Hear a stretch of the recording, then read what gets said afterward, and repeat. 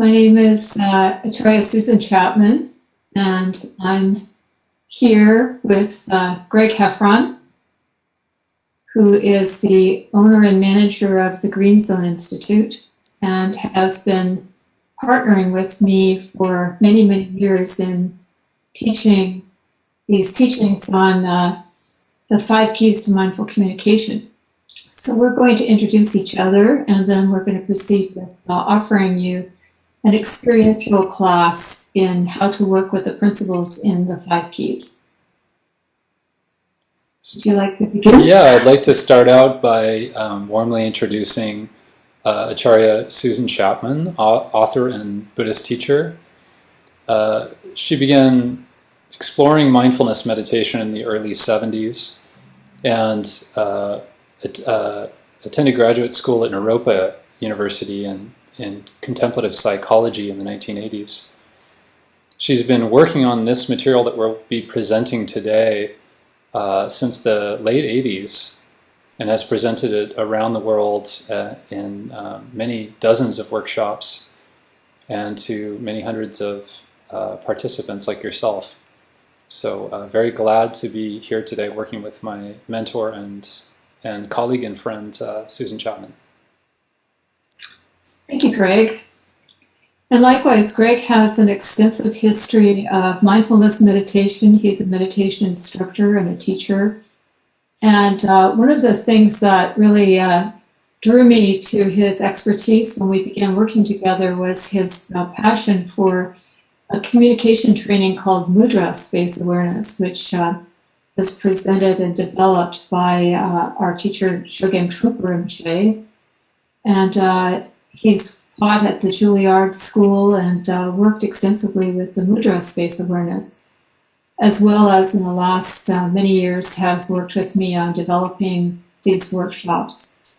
He is a Master of Fine Arts, and he's really delightful to work with. So I think you'll notice that we get along well. So I think I'll take the lead in this class by introducing, wanted to say some general things about the approach to mindful communication that I've taken in the book, The 5 Keys to Mindful Communication, because it's a model and a set of teachings that have many levels, many dimensions to them. And so there's a few core principles that are very important. And I wanted to begin by introducing the importance of what I call a green zone. So what Greg and I are providing right now is a green zone. The notion of a green zone is that in order to actually experience any kind of authentic communication, we need to step out of the speed and the habitual patterns of our daily life and create some kind of space, some kind of opportunity to deeply listen. So you could say in general there are 2 kinds of green zones. One is the space that we create to deeply listen to ourselves. And the second is the space we create to deeply listen to another person.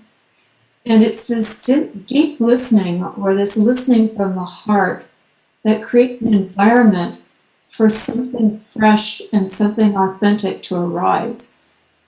So there's a little bit of discipline involved in creating a green zone, both the one for ourselves and the one for each other.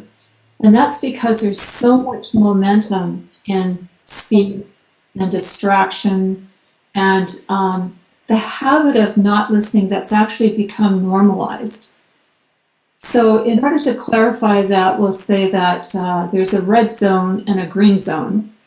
The red zone is the habit of kind of not giving ourselves enough time to actually know how to listen to ourselves as well as to each other.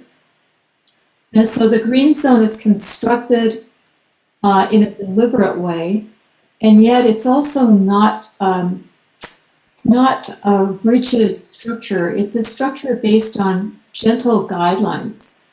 And of course, the first guideline is that we have to create that space. We have to set aside quality time. One of the principles in the book is that there's no communication we can have with another person that isn't affected by the degree of communication we have with ourselves.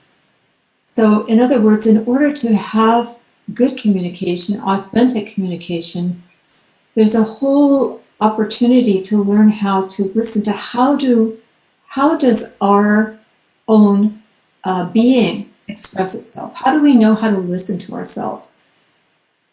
And so that's the importance and the role of meditation, self-reflection, contemplation. Those are the practices that we do in a personal green zone. So before we go on to talk about and demonstrate how to work with another person in conversation, I thought the good place to begin would be with exploring how do we do this? What is this meditation? What is this listening skill for learning how to listen to ourselves? How do we know what we know? How do we receive information right here, right now, in present time reality? So that's the starting point. And in order to navigate this relationship with ourselves, in the book I introduced the 3 lights, the traffic lights. But actually, I'm going to right now just talk about 2 lights, the green light and the red light. And originally in the book, when I'm describing those lights, they're actually meant to be like navigational lights. Not too many of us have done this, but if you happen to be in a boat and you're navigating through a narrow channel, that navigation will be a series of lights. The light will turn red when you're in the dangerous shoals, and that's a reminder to steer clear of something that will get you into trouble. And then the light will be green when it says go ahead. So these 2 lights are meant to navigate, just help us find that balance of what it means to be present in a way that we can learn how to relax and listen to ourselves. Again, we'll use these lights when we talk about communication with others, but to start with, let's use these 2 lights as a way of navigating a relationship with ourselves. So I said at the beginning, we all come from a habit of the red zone being normalized. And so that means that the red light feels normal to us, and we tend to forget what our green light, what our normal or healthy way of listening feels like.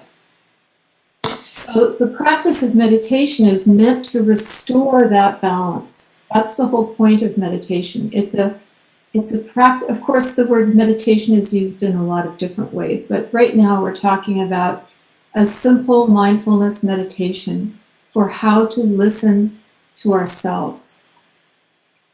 So, as an example, I'd like to demonstrate 3 stages or 3 faculties of how we communicate with ourselves.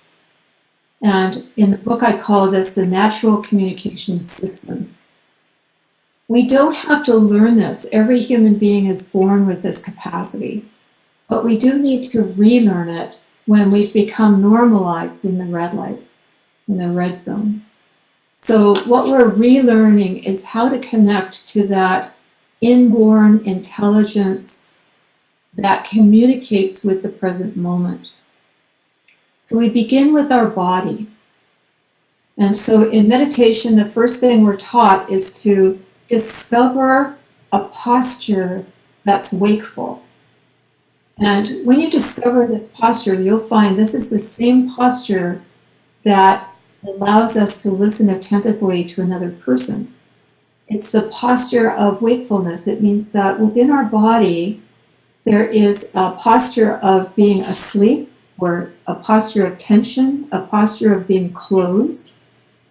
And then there's another posture of being open. And we find that posture by navigating with feedback. The body gives us feedback when it's open, and it gives us feedback when it's closed.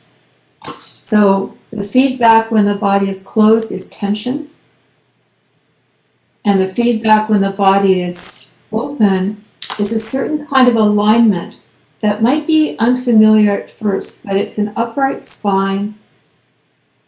It's the body finding the alignment that allows us to breathe and relax and be present in our body. So that's an example of using the tension and the relaxation as a way of navigating to find this balanced position within our body. And when we're in our body, we can then listen and allow the body to connect us to the environment around us. A very interesting principle about mindful communication is that when we're completely in the present moment, we're open. And when we're open, the environment and ourselves are not divided. So when we find this alignment of our body, at that moment, there's an openness to the environment around us. For this reason, there's another way that we talk about the wakefulness of our body, and that is our sense perceptions. So when we're open, our sense perceptions are fresh, and they're continually communicating to us information about the present moment.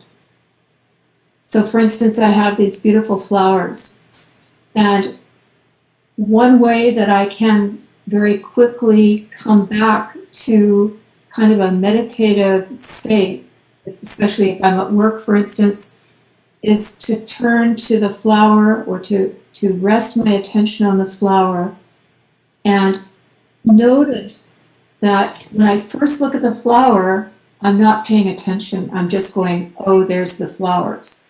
But as I relax, I can actually make a relationship with the flowers so that the color and the freshness and the shape of the flowers is as if it's something I've never seen before. And that's one of the qualities of being in the present moment, is that there is a synchronization between the body and the mind so that the information that's arising is fresh. It's not something that is part of the preconceived idea. It's something new. So when we look at a flower, there might be a moment of seeing it the way a young child looks at it, something you've never seen before. It's beautiful. There's something fascinating. And so all of our sense perceptions are like that. Our sense perceptions can be distracted or closed when we're not really paying attention, or the sense perceptions can open and give us new information. That's an important way of navigating using the wakefulness of our body. And it also tells us a lot about the openness of our mind, because the freshness that we're talking about means that being present and listening deeply to our present moment experience has a lot to do with letting go of our preconceived ideas and allowing new information to arise. What that means is that the present moment is giving us feedback, accurate feedback. It's giving us a reality check. And we're either listening to that information or we're not. So this is how the awake body, the sense perceptions, and the openness of our mind function together. And in meditation, we do that by bringing our body into a posture of wakefulness. In our tradition, we leave our eyes open, we have a gaze. Often we lower the gaze in order to kind of relax. We kind of rest our attention in the field of the sense perceptions. We don't have to follow everything, but we just allow the field of sound and the field of sight to simply rest there.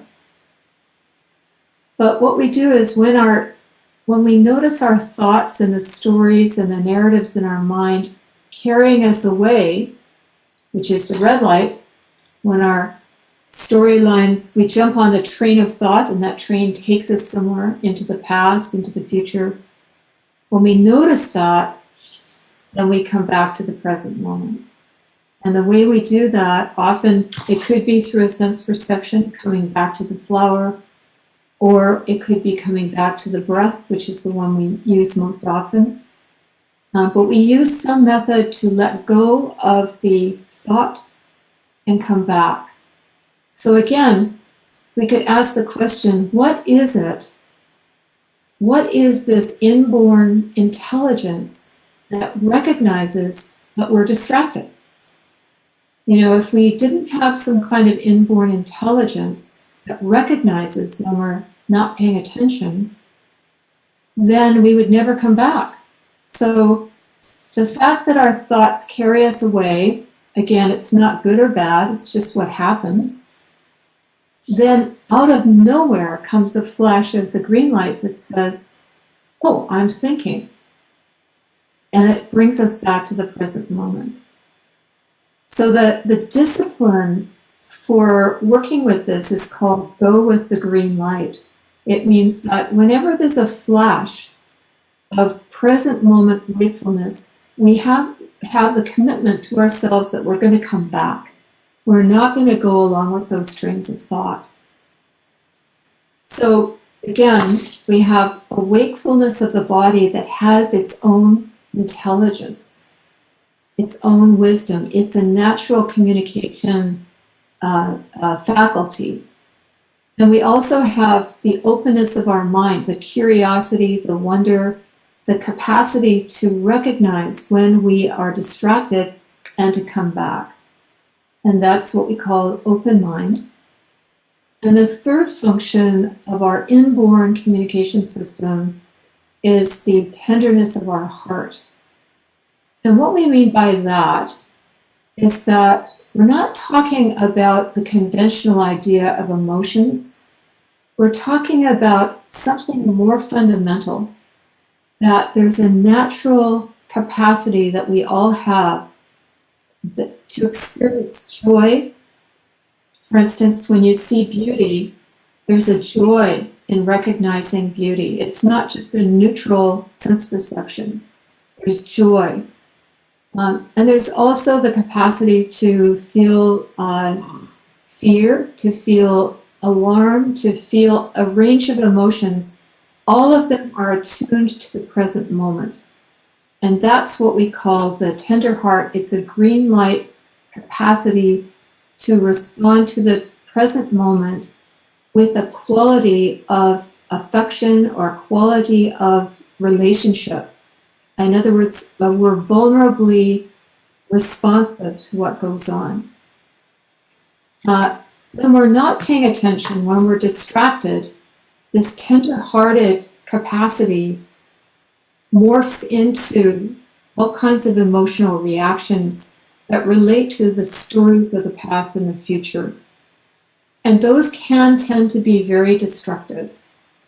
So we will talk as we go along, especially in relationships with each other, about the important difference between the tender heart and the secondary reactive red light patterns that are the basic energy of tenderness that gets wrapped into negative or defensive storylines.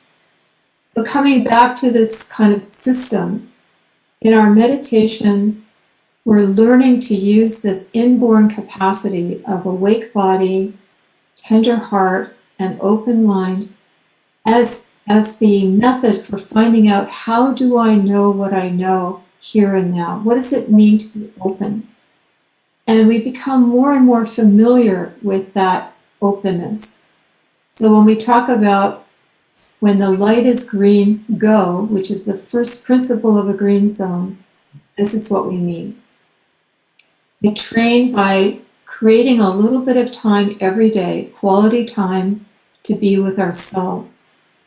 And that quality time is shaped by a little bit of discipline for the sitting meditation, the mindfulness meditation, and then some self-reflection, taking a teaching such as this teaching or some kind of inspiring information that you're working with, and reflecting on it, taking out a journal, writing out your own thoughts so you can learn how your own words and your own ideas surface. It takes a warm and accepting and compassionate listening environment for our own inner voice to surface. And so allowing ourselves the opportunity to be creative, either writing or dancing or painting, some form of creative activity is really a valuable part of our green zone. So with this as a very basic kind of discipline, and recognizing that what we're doing is building our communication skills, always starting with ourselves. This is a very, very helpful and important way of regarding communication in general. So let's just take a very short example. I know we don't have a lot of time, but I want to, again, guide us through this practice of creating our own personal green zone. So begin by making a commitment to finding some time during the day when you can do this, even if it means stepping out of the office and walking down to the park and sitting on the park bench for 10 minutes. Finding some agreement, and it's like a new friendship. You're committing yourself to this date. And then when you get to that time and that place in your schedule, begin by attuning ourselves to being in our body. Maybe taking a deep breath and allowing the body to show us what wakefulness feels like. Beginning with allowing our posture to find its wakefulness. It's upright, not rigid, relaxed but strong. And just feel what it feels like to be embodied as a human being right now, present moment.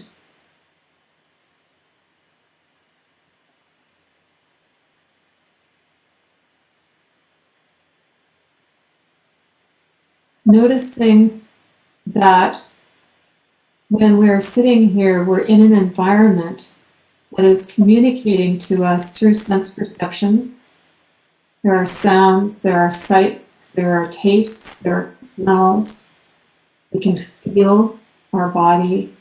And all of those sense perceptions are, you could say, the companion of the present moment. Those sense perceptions can either be blocked by our concepts and our habits and our speed, or we can open to those sense perceptions and just allow them to speak to us.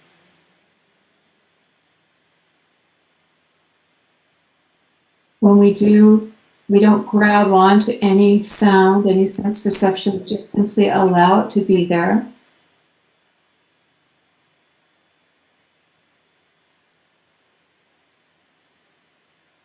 Then notice that our mind sort of operates with thinking and feeling, thinking and emotions, stories continuously arising in our mind. This is how to listen to our mind.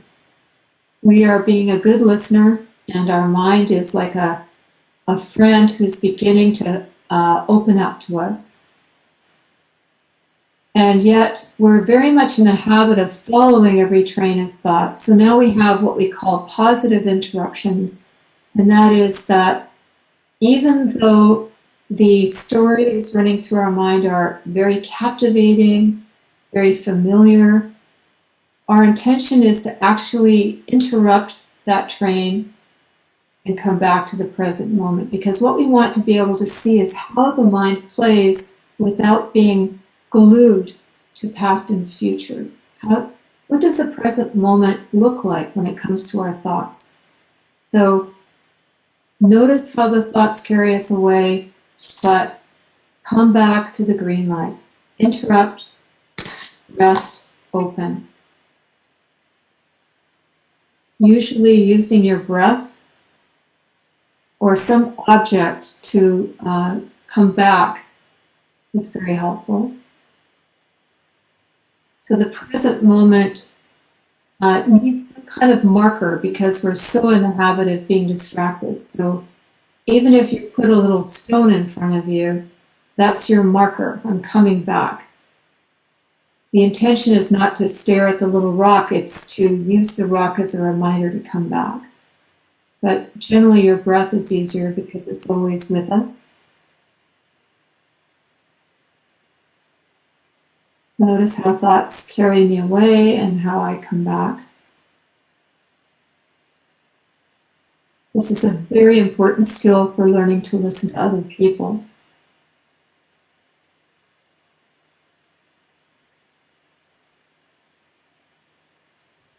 And finally, let's touch in on this feeling of tender heart, that there's a lot of emotions that we carry with us throughout the day. So many emotions, so much, some of them very painful, some of them triggering a lot of anxiety. But in the background, there's just simply this tender vulnerability of what it means to be human right now. So just coming back to a sense of welcoming this vulnerable, tender heart and allowing that to show us what it feels like to be human right now. So right now I might be feeling just a background sense of loneliness, or there might be a little touch of sadness. It might be like watercolors mixing in a jar of water, but different colors that don't really have a solid statement, that they're just simply blending, and that's exactly what it feels like. It's just vulnerability, tenderness, and a childlike naivety about allowing ourselves to be touched by whatever's going on right now.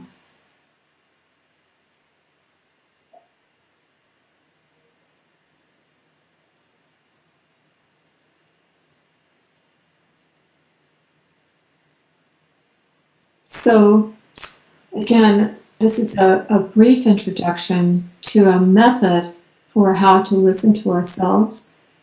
It is foundational. We can't truly be authentic with another person if we can't be authentic with ourselves. So I'd like to pause now and engage in a little dialogue with Greg. Just ask for his comments and see if there's anything he'd like to add to this description of awake body, tender heart, and open mind. Sure, I really appreciated the image of the watercolor paints blending and that sense that things aren't one thing or another. They're mixing and they're active, and there's a sense of movement and play, and that there's no final answer, but it's a living process. What our tenderness is, there's no answer. There's just the process that we observe and are mindful of. Yeah. And I also I thought maybe I would ask something. When we were talking about thoughts, the idea that thoughts take us away. Is there? Of course, the question arises: is there room for thinking with meditation and things like that? Just wondered what you might say about that. Yeah, thank you. There's so many misunderstandings out there about the word meditation, and certainly a lot of people think that the opposite of thinking too much is not thinking at all. And in fact, most of us are afraid of our mind. At least I know I was when I first started meditating. It's like when I started to meditate, my mind felt like it was getting crazier, that there were so many thoughts and it felt out of control. And at least ignorance felt like bliss because it felt like I didn't, I was less aware of how confused I was. But if we think of it this way, that, when it comes to communication, there's basically two things happening. There's listening and there's speaking. And of course, we're talking about the body speaks to us in nonverbal ways, and the heart speaks to us in this kind of poignant, vulnerable way that has no words. But the place where the words come from is the thoughts. And so if we had no thoughts, we would have no words. We would have no communication at all. So it's not a case at all of trying to get rid of thoughts. It's a case of learning how to allow thoughts to relax. Because just like the body has tension or relaxation. And the mind has tension and relaxation.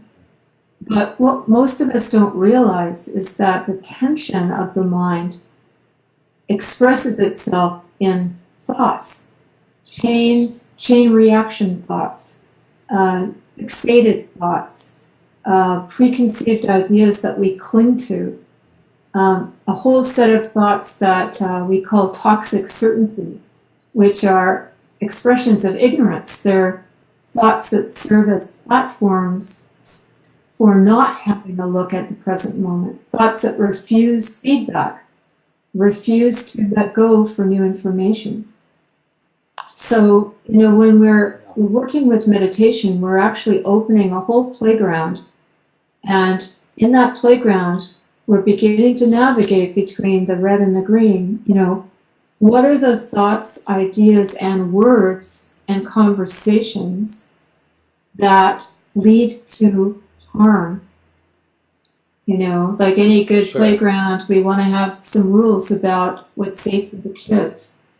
And what are the thoughts, ideas, emotions that lead to further openness and relationship and connectedness? So while we're not suppressing, but we are also learning how to navigate. Yeah, that's And very thank you helpful. for that question, yeah. Yeah, thank you. So the process of having a green zone for ourselves personally, as I said, even if it means taking 10 minutes a day just to sit on a park bench or to take a little time tuning into ourselves, it's foundational for our relationships. All of us want to be more authentic in our relationships. That's where we're nurtured. That's where we discover this kind of bond with other people, which is mutual. It's mutually nourishing. And this is something we all long for in our lives. So how do we accomplish that? The first thing is that we don't necessarily limit the idea of relationship to a single person or to an intimate circle. We can regard every conversation that we have, even with a stranger, as being a relationship. So that's one of the principles of this model, is that every conversation is a relationship, and there's no such thing as a conversation that has no value. So we're constantly receiving opportunities to reconnect to the present moment through communication. So now we'll shift our attention from the personal green zone into conversation and communication with others. And in order to do that, let's go back to the red light and the green light and talk about the very basic question: what does it feel like when I'm closed? What does it feel like when I'm open? So all of us intuitively know the answer to those questions. And what we're inviting you to do is to actually bring forward that question and explore it. So what does it feel like when communication closes with another person? Even a stranger. If a stranger on the street makes a negative or critical comment, there is an impression that makes on us. You could say it's like an emotional bruise. We human beings are wired for relationship. It's our nature. It's part of who we are. We're born with an instinct to bond, to connect, to have this kind of heart bridge that is the place where information exchanges with other people. Again, because many of us have been, trapped, you could say, in a lifestyle that's very speedy and distracted. Often we have forgotten what this heart bridge feels like. We know we long for it, we don't know how to get back to it. So again, we're going to use these green and red lights as a navigational system, asking the question, what does it feel like when communication is open? And what does it feel like when communication closes down? The guideline for a green zone is when the light is green, go. When the light is red, stop. Stop does not mean suppress. Stop simply means recognize communication has closed, pause, and drop into the feelings of, usually feelings of sadness, feelings of hurt, whatever feelings arise as a result of communication breakdown, drop into those feelings. And what will happen is some form of compassion arises when we acknowledge that pain. So communication, working with the red light is really working with compassion for pain, the pain of communication breakdown, which is a very important principle because, number one, most of us don't recognize when communication breaks down, so we keep going into the danger zone. And number two, when communication breaks down, it's a very real kind of grief that people feel. There's a loss, and there's a tremendous amount of misunderstanding that occurs in that gap. That's where we introduce the third light, which is the yellow light. The yellow light is the in-between feeling, in between being open and closed. And it's here that we explore the fear, the doubt, the anxiety that surfaces when something unexpected happens, particularly when communication breaks down and there's this feeling of, what did I do wrong? What's wrong with me? And it's not a solid experience. It's different from being in the red zone. In the red zone, we'll talk about that in a few minutes. That's really a shutdown. But in the yellow light, we're not shut down yet, but we're also kind of scrambling, wondering what happened. And it's a time when self-doubt tends to arise. So that's why we look at these three lights and three guidelines. So again, in our mindful communication training, we don't have any rules, but we have three guidelines. When the light is green, go. Learn how to recognize openness. How does it feel? And when it happens, we go toward it. It's a positive interruption. That positive interruption can happen from our body, coming back to a sense perception. I noticed that when I said that, there was a flush on your cheeks. I wonder, how did you hear what I just said? I notice you're coming back to your sense perceptions. It could be coming back to tender heart. I suddenly had a feeling that I might have hurt you. There's a sudden empathy or the arising, something is coming in through the vulnerable feelings of your heart. It could be an interruption that comes from awake, open mind. The recognition that I was holding on to a strong opinion and suddenly I realized I was wrong. Now that you tell me that, I realize that I was wrong, and I really appreciate that feedback from you. So those are ways that the green light operates through positive interruptions that bring us back to the wisdom of the present moment through awake body, sense perceptions, present moment embodiment, through a vulnerable empathic connection to the other person, or through the ability of the mind to interrupt its own certainty, fixation. So that's what we mean by go when the light is green. Then again, we have the guideline when the light is red, stop. Again, in any interaction, there are lots of moments where the lights are, you could say, switching off and on. We're not able to pay attention all the time. If I just said something very important to my friend and my friend wasn't able to hear it, it's not a blame situation. It just means that the light was red. And therefore, I need to acknowledge communication is down. This is not the best time for me to be trying to share the most important information. So, for instance, when my husband is driving, he tells me this is not the best time for me to be talking because he can't drive and listen at the same time. So if I keep trying to talk when the light is red, then it could lead to frustration or misunderstanding. But the third guideline is when the light is yellow, take care.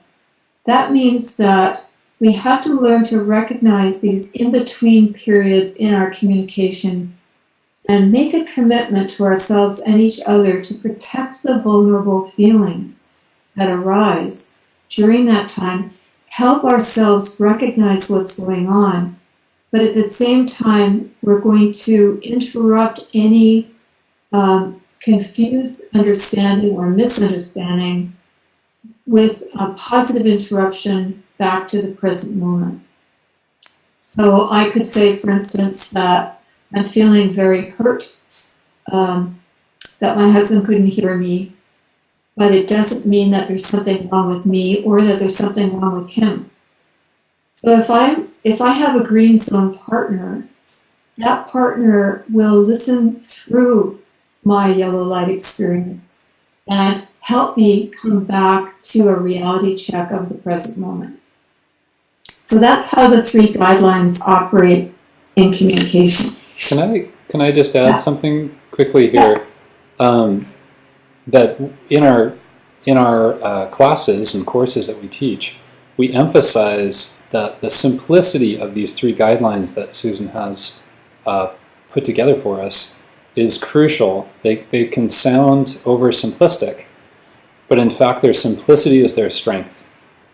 That these three phrases: when the light is red, stop; when the light is green, go; when the light is yellow, be careful, are helpful because when we're upset, when we're in emotional chaos, when we feel emotionally bruised, as Susan mentioned, which just happens, it's just part of our experience. It's not there's no blame there either, it just happens. Very simple guidelines are helpful. It's a little thread that we can follow that takes us back towards a more sane, a more heartful, a more reasonable approach to our experience in that moment. So instead of feeling like it's too childlike to have these simple phrases, we could actually appreciate that there are times in our experience when we ourselves are a little bit childlike, and be glad that we have simple instructions to follow at that point. I want to make a distinction between the red light and between ordinary pain and discomfort. So when we talk about the red light, when we talk about what happens in relationships, it's almost as though there's a wounding that, in our everyday life, we have ups and downs. We have events that inspire us and events that hurt us, and we have everyday suffering. We have loss, people we love die or get hurt, we ourselves get sick. There's a lot of events that occur in relationships that are, unavoidable. Let's say unavoidable suffering.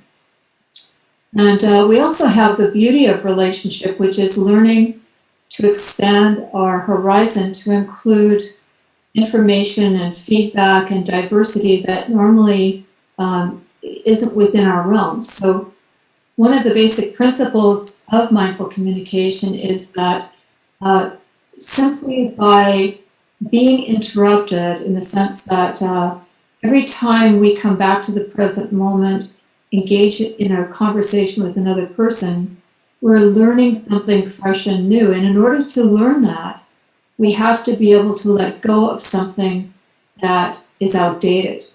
It's like updating our computer programs. And so I wanted to use a simple example to describe something that, again, is quite profound. But this is talking a little bit more about the difference between ordinary green light ups and downs versus the red light. So in our ordinary life, for instance, I've already talked about the beauty and joy of the flowers. And in a relationship, you could say the flower symbolizes falling in love. Here's another human being. You listen to them, you appreciate them, there's affection that arises for them. Human beings easily form bonds. We're naturally attuned to affection with each other. It doesn't take long. When you pay attention to someone, listen to their story, a bond of affection arises. But one of the problems is that we can fixate on that and try and make it last. And that's where the joy of connecting with another can turn into a red light habit of trying to freeze them and make them always be like that. It's like me wishing that these flowers would never die. So having some recognition that the things that we love are constantly changing, that the flowers are dying and turning into compost, letting go. There's a fluidity that we have to accept. And that fluidity comes from continually allowing our experience to bring in something fresh and new. So I have, as an example, I brought my compost bucket.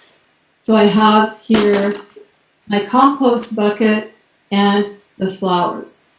The compost bucket is the part of my experience that is uncomfortable and I'd rather not know about it. It kind of stinks. It's not fresh and beautiful like the flowers. It represents the destination of the flowers, that they're going to end up in here. And on a more poignant level, it's like every birth leads to a death. In my life, I would like to have just flowers, but in fact, compost is always part of it. Part of the view of mindful communication, which comes from the teachings of contemplative psychology, is that, you could see that there's compost in every flower and there's flower in every compost. The sense that there's a full cycle. Every conversation has a moment where you really bond to the person and another moment where you let that relationship go and it falls back into a kind of a aloneness again. And so we allow the balance. This is a very important point, that we have a balance between the freshness and joy of the connection and then the, you could say, the stinkiness of the compost. And they're not equal. We can't say that they're equal. We're not going to sit down and put a bucket of compost on our dining room table. We're not going to eat it. There's a natural intelligence to being open, but that intelligence has this paradoxical wisdom of recognizing that you can't hold on to things. And also that through the process of composting comes new life again.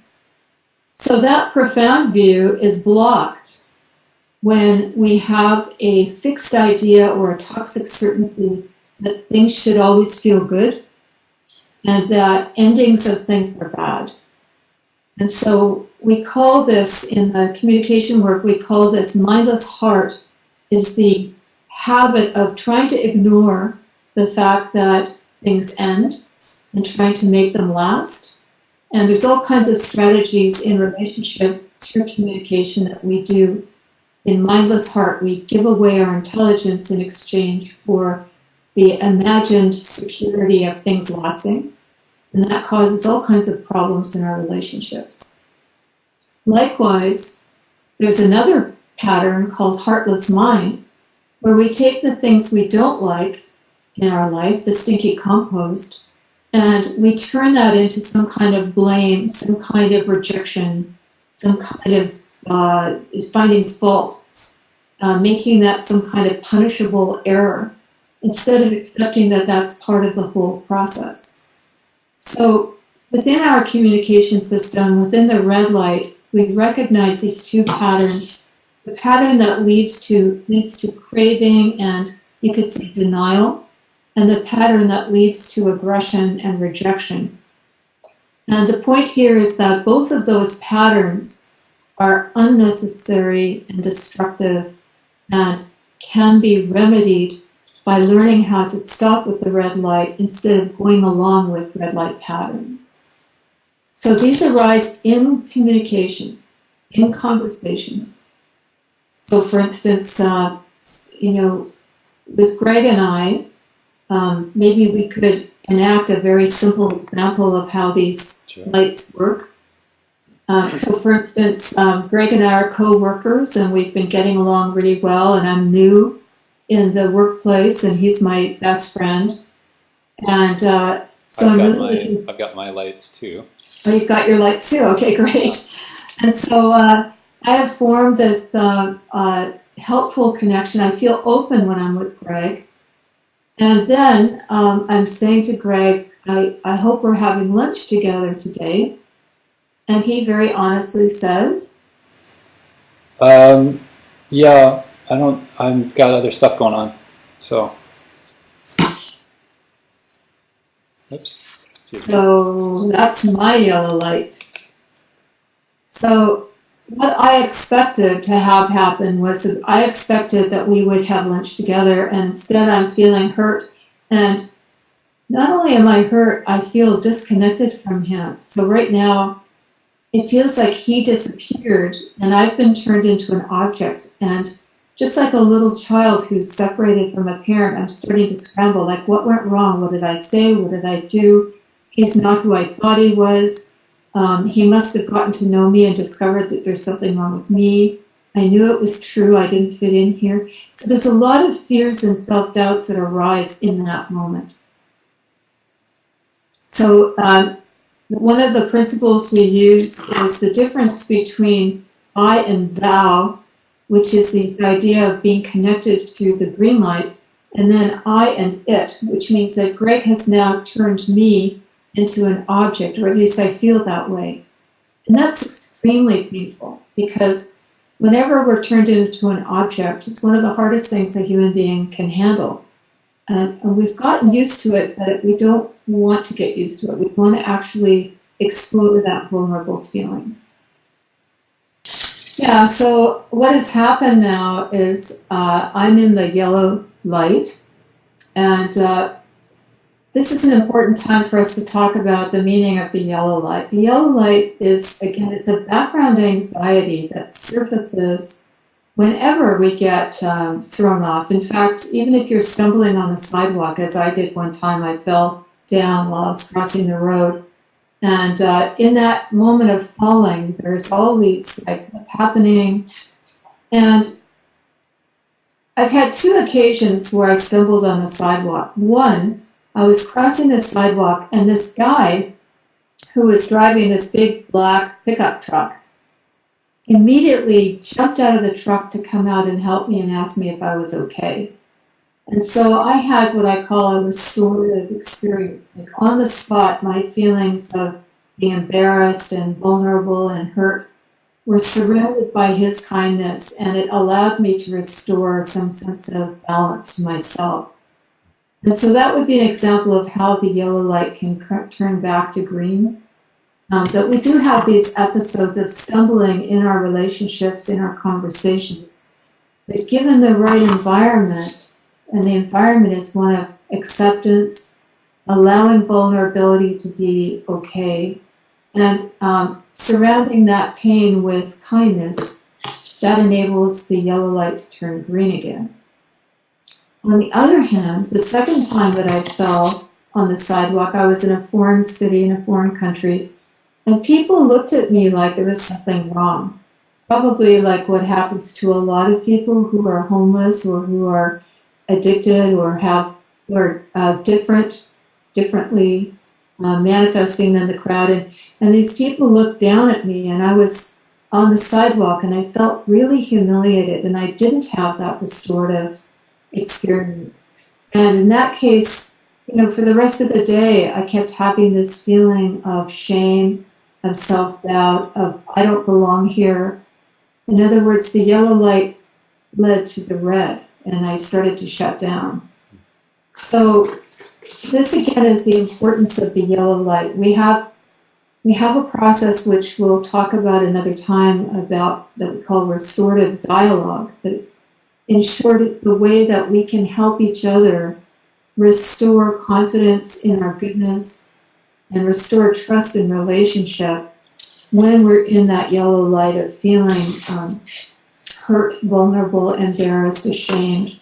All of these emotions we associate with this in-between feeling. And the interesting thing is, like, if I had a very traumatic experience as a child, as a younger person, or any time in my life, let's say I had somebody in my life who was very critical of me, then I might be very susceptible to feeling an inner kind of self-criticism.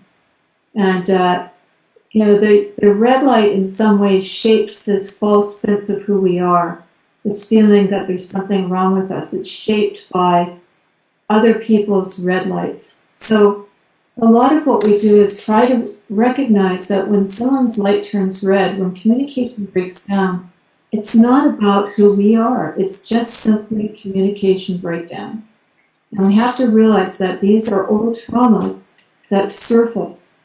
So therefore, there is this possibility of doing some deep healing work with each other by showing each other how to bring compassion and trust to those moments when this part of ourself surfaces that we've been hiding, this fear that there's something wrong with us.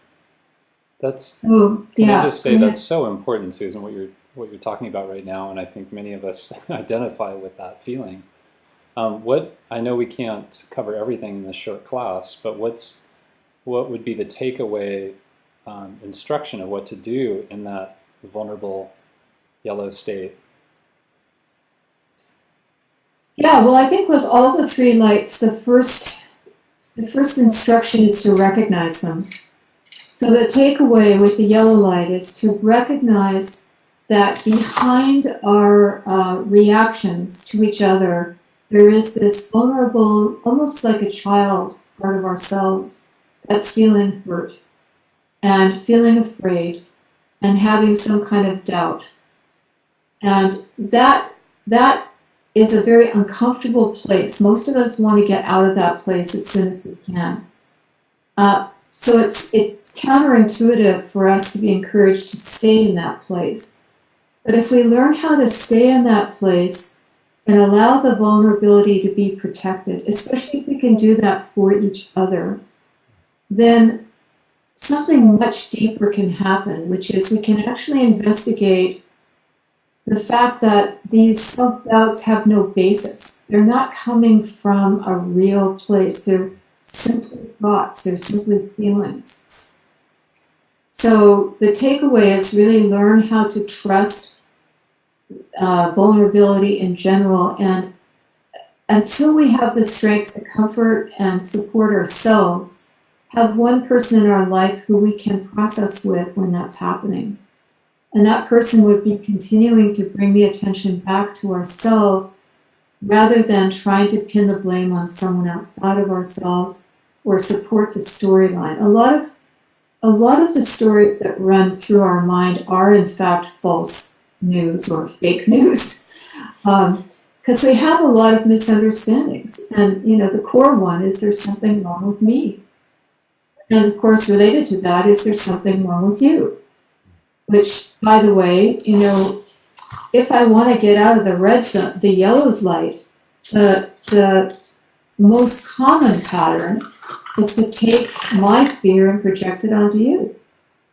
So, this is if we have a graphic, which we could add the graphic of the seesaw, that I make you bad so that I can feel okay. Or you make me bad at your expense. So whether we call it being unworthy or unlovable or unforgivable, it's like we're riding a seesaw. So the way out of the yellow light is to make the other person feel what we're feeling. And that's called projection. So the blame goes back and forth, the fingers get pointed back and forth, and we end up with a very divided situation. Right. Yeah, so maybe we could close the class with a very simple exercise that is kind of a way of bringing compassion to this part of ourselves that surfaces when the light is yellow. And that's a practice I call extend and embrace. So what you do is when you can begin to identify the part of yourself that gets triggered, maybe a feeling of being unworthy, or I've got to be perfect because my mistakes are unforgivable, or some little part of ourselves that has been in hiding that we've been rejecting. And this is the part that surfaces when we're humiliated or embarrassed. Then put that part as if it was a child, a lost child, even a refugee or an orphan child in front of us. And with our eyes closed, imagining ourselves as the green light, kind of unconditionally accepting parent. On the out-breath, we extend our arms and connect with this child. And on the in-breath, we bring that child and embrace into our heart. We do that 3 times. So we extend out and connect with that part of ourselves. The part that it's like a hot potato, the part we always want to toss onto someone else. And we bring that back into our heart, owning our own projections, accepting the part of ourselves we've been afraid of. 3rd time, we reach out, make a connection, and then we bring that part back in, owning it, embracing it, loving it, accepting it. And if you do that 3 times, you're doing it kind of on the rhythm of the breath. What we've been able to do is establish enough time for the neural pathways in our brain to develop some new roots. So we're including a physical gesture, we're including a visualization, and we're creating a scenario that supports the insight that the parts of ourselves that we don't like will end up being projected on other people. And therefore, one of the best ways that we can restore health and trust and healing in our relationships is to restore this health and trust and healing within ourselves. So that kind of brings us full circle that we start with ourselves and we conclude with ourselves. But in the process, the journey of mindful communication is very much about relationship. Without relationship, we would never be able to learn. We would never be able to see through our blind spots. We would never get irritated enough to develop patience and kindness and compassion. So we need every relationship in our life, whether it's with the janitor in our building or the bus driver, or our most intimate friend. And all of these relationships manifest in the form of conversations. So this is why communication is like one of the biggest practices that we have. We're communicating with the present moment at all times, whether we're aware of it or not. And are we listening to the present moment, or are we ignoring it? Are we listening to the people we're with, or are we ignoring them? Are we listening to our own beings, or are we ignoring? So the journey towards becoming authentically who we are is the journey that comes right back to awake body, tender heart, open mind, and most importantly, this heart bridge with each other.